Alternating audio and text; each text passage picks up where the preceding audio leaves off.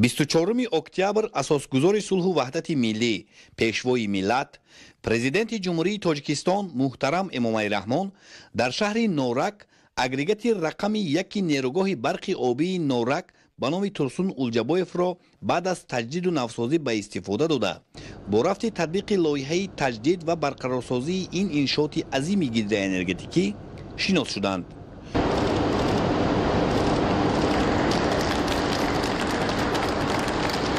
лоиҳаи таҷдид ва барқарорсозии нерӯгоҳи барқи обии Норак аз моҳи марти соли 2019 оғоз гардидааст.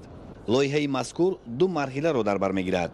дар марҳилаи аввал 3 агрегат ва дар марҳилаи дуюм 6 агрегат бо таҷҳизоти асосӣ ва ёрирасон таҷдид карда мешавад. дар ин замина таҷҳизоти эҳтиёҷоти хусусии нерӯгоҳ, 3 ҳалқаи барқии маҷмӯи зеризаминӣ, дарбандҳои куравӣ, пойгоҳҳо, низоми идора ва назорати нерӯгоҳ пурра таҷдид шуда, 27 крани борбардор ва лифтҳо иваз карда мешаванд. таъмири дарбандҳои бефи поён ва обрасонҳои турбинавӣ низ дар марҳилаи аввал ба нақша гирифта шудааст. агрегати рақами 1 нерӯгоҳро пурра таҷдид намуданд ва давоми 3 моҳи охир дар озмоиши истифодабарӣ қарор дошт. қайд кардан зарур аст ки дар рафти амалисозии лоиҳаи таҷдиди таҷҳизотҳои нерӯгоҳи барқи обии Норак бо истифода аз технологияи муосир дар баробари баланд бароштани тавоноии ҳар як гидроагрегат ба 40 мегаватт ба мо муяссар гардид ки дарозии наварди турбини генератор ба 3 метр 24 сантиметр кӯтоҳ гардида, қисми даврзанандаи он ба зиёда аз 100 тонна кам шавад. имрӯз агрегати рақами 1 нерӯгоҳ бо тавоноии 375 мегаватт мавриди истифода қарор гирифт ва фаъолияти он аз ҷониби пешвои миллат муҳтарам Эмомалӣ Раҳмон бо гузоштани танга санҷида шуд ки ба талабот ҷавобгӯ мебошад. имрӯза гидроагрегате ки таҷдид шуд дар нерӯгоҳ бисёр бартариҳои хубе дорад ва монанди тавоноии номиналии пурра гидроагрегати кӯҳна 394 мегаволт ампер, гидроагрегати нав бошад 442 мегаволт ампер расонида шудааст ки ин 47 аз 12 мегаволт ампер зиёд мебошад. тавоноии номиналии энергияи фаъол бошад, гидроагрегати кӯҳна 335 мегаватт буд ва гидроагрегати нав 375 мегаватт шудааст ки ин 40 мегаватт зиёд мебошад. тавоноии номиналии энергияи ғайрифаъол бошад, гидроагрегати кӯҳна 208 мегаволт ампер баробар буд, ҳозира бошад 233 мегаволт ампер реактивни мувар мегӯяд, яъне 25 мувар мегаволт ампер зиёд шудааст. кайфиятти кори фоиданоки ҳангоми тавоноии номиналӣ бошад, гидроагрегати кӯҳна 98 аз 2 фоиз ва гидроагрегати нав 98 аз 188 фоизро ташкил медиҳад. ҳоло таҷзияи агрегати рақами 4 нерӯгоҳ идома дорад. дар толори мошинҳо ва майдони васлгарии кушода васли статор ва ротори генератори навбатӣ идома дорад. иттилоъ доданд ки дар доираи лоиҳаи таҷдид ва барқарорсозии нерӯгоҳи барқи обии Норак трансформатори қуввагии рақами 4 таҷзия шуда васли трансформатори нав пеш меравад. дар доираи лоиҳаи таҷдид ва барқарорсозии нерӯгоҳи барқи обии Норак ивазнамои 9 трансформатори қуввагӣ ба нақша гирифта шудааст. айни замон як трансформатори қуввагии 500 киловолта иваз карда шуда дар истифода қарор дорад. трансформатори кӯҳнаи пешинаи якум зиёда аз 43 сол дар истифода буда, муҳлати истифодабарии трансформатор 25 сол мебошад ки кори бо эътимоди нерӯгоҳро кафолат намедод. трансформатори қаблии чорум бошад, айни замон таҷзия карда шудааст. дар ҷои трансформатори кӯҳнаи чорум трансформатори нав корои васлнамоӣ рафта истодааст. тавонои 9 трансформаторе ки дар лоиҳаи таҷдид бояд ба пуррагӣ иваз шаванд 442 000 киловолт амперро ташкил медиҳад. трансформатори нав барои баланд кардани шиддат ва интиқол додани нерӯи барқ ба дастгоҳи тақсимоти кушодаи элегазии 500 киловолт хизмат мекунад.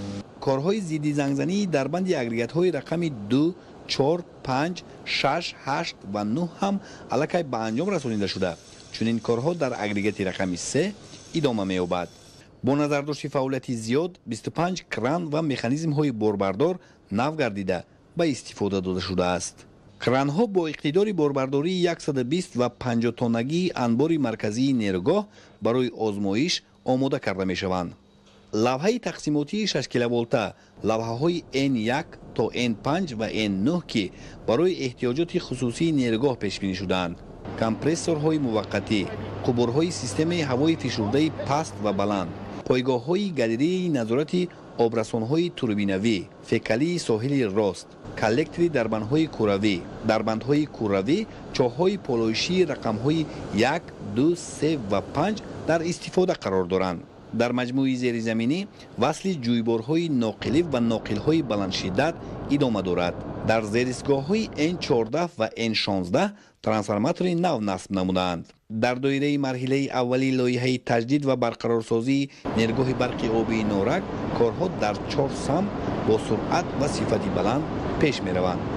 ширкати мо ҳамчун зерпудратчӣ дар татбиқи лоиҳаи таҷдид ва барқарорсозии нерӯгоҳи барқии обии норак иҷрои корҳои ба зимма гузошташударо дар асоси ҷадвали корӣ ва бо риояи талабот идома дода истодааст. айни замон кормандони муҳандисии техникии ширкат ба сохтмони таҳкурсии генератори рақами 4, таҷзияи турбинаи рақами 4, таҷзияи дарманди куравӣ ва васлу насби таҷҳизотҳои барқӣ ва механикии вобаста ба агрегати 4-ро иҷро менамоянд.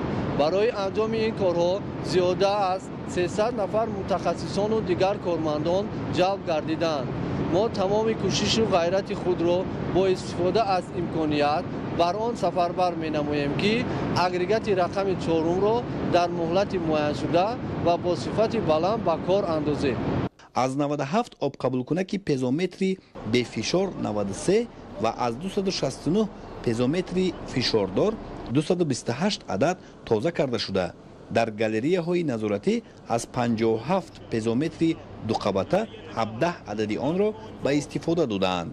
ҳамчунин дар умқи 130 метр нишонаи 665 ва дар соҳили чапи нерӯгоҳ 4 пезометр ва 5 инклинометр васл гардидааст. таҷдид ва таъмири таҷҳизоти гидромеханикӣ, эҳтиёҷоти хусусӣ ва кранҳо, ивазнамоии системаҳои ҳавотозакунӣ дар камераҳои дармандҳо, коллектории рақами 1, 2 ва васлии 6, инчунин таҷҳизоти таъминоти об, оташнишонӣ, 6 автотрансформатор, насби васлакҳои элегазии 500 киловолт ва генератори дизелӣ аз корҳои дигари ба нақша гирифта шуда буда, қисман ба анҷом расонида шуда, дар қисми дигар бо сифат идома дорад.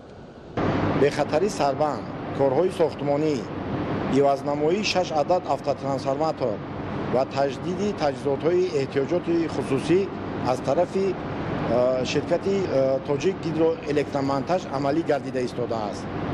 инчунин таҷдиди таҷҳизотҳои гидромеханикӣ, обқабулкунак, обпатҳои садамавӣ аз тарафи пурдачи Синагидро ва зерпурдачи ширкати инвертор амалӣ гашта истодааст. барои татбиқи лоиҳа 41 нафар мутахассисони хориҷӣ ва 516 нафар мутахассисону кормандони ватанӣ ба кор ҷалб гардидаанд. бо мақсади таъмини бехатарии сарбанди нерӯгоҳ дар доираи лоиҳа, корҳои кофтуковии геотехникӣ, мониторинги полоиш, масофа, геодезӣ ва сейсмикӣ гузаронида мешаванд. дар натиҷаи татбиқи пурраи лоиҳа тавоноии нерӯгоҳи барқи обии норак 375 киловатт ва истеҳсоли миёнаи солонаи нерӯи барқ 1.4 миллиард киловатт-соат зиёд мегардад. барои зиёд шудани иқтидор муҳимтарин нишондодое ки ҳаст, инам шумораҳои пазаҳои статор ки пазаҳои статори кӯҳна 270 буд, ҳозир нав бошад 450 та. шумораи миллаҳои печаки статор бошад, дар гидроагрегати кӯҳна 540 дона буд, ҳозир 900 адад баробар мебошад. ин барои зиёд кардани иқтидори генератор таъсири хеле калон мерасонад. беҳбудии гидроагрегати нав дар он аст ки гидроагрегати кӯҳна ба воситаи об хунук карда мешуд. модкои печакҳои статорро бо об хунук мекардад. гидроагрегати нав бошад, ҳавонамоии печакҳо ва металлҳои статор тавассути ҳаво иҷро мегардад. аз тарафи ширкатҳои истеҳсолкунанда муҳлати истифодабарии гидроагрегатро зиёда аз 40 сол кафолат медиҳанд. бояд тазаккур дод ки то оғози амалисозии лоиҳа тавоноии нерӯгоҳ ба 3000 мегаватт ва истеҳсоли миёнаи солонаи нерӯи барқ 11,2 миллиард киловатт-соатро ташкил медод. ҷаноби Ҳуберт Шомерер ҳастам. мо дар ин лоиҳа намояндагӣ мекунем ширкати Андритс Ҳайдроро. дар лоиҳаи барқарорсозии геси норак ҳамаи технологияи нав истифода бурда шудаанд ки ба мо имконият дод баландии вали агрегатро кӯтоҳ кардем ба 3 метр ва вазни худи агрегатро зиёда аз 100 тонн кам кардем. ба мо ҳамин имконият дод ки қувваи истеҳсол мекардаи агрегатро аз агрегатҳои кӯҳна ки 335 мегаватт мебошад, агрегати нав ба 375 мегаватт зиёд карда шуд. яке аз қисмҳои муҳими дигари ҳамин агрегат дарбанди кӯравӣ мебошад ки бояд қайд кунам, яке аз дарбандҳои кӯравӣ калонтарин аст дар дунё. барои камтар тағйир додани механизмҳои маҳкамкунандаи ӯ мо қобилияти бехатарии вайро баландтар намудем ки барои бехатарии худи ҳамин нерӯгоҳ муфид аст.